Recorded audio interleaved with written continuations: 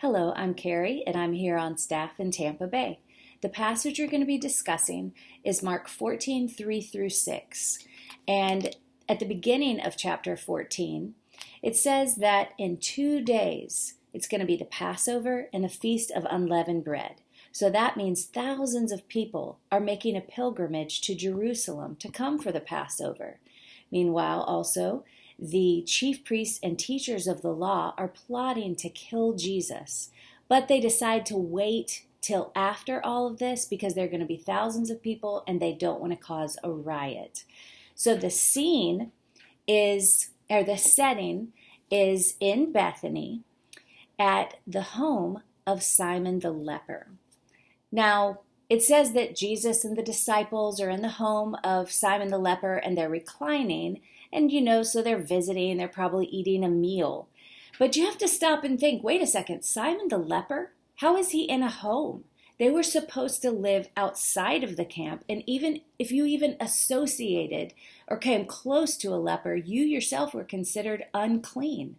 So we can deduce from this that Simon was no longer a leper.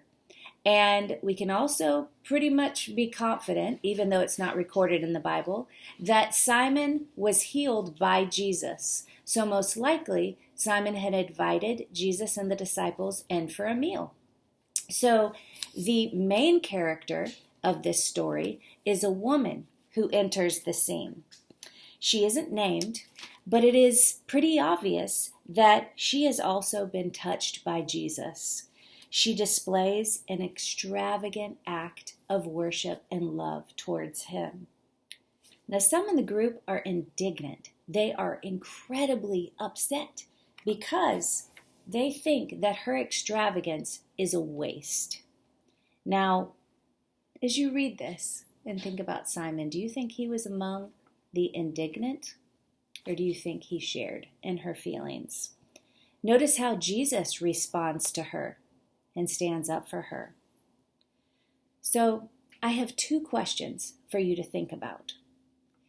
How has experiencing Jesus changed your name? Who were you and who are you now? And the second question is, what do you have to offer to Jesus? How can you extravagantly worship him? Enjoy discussing the passage.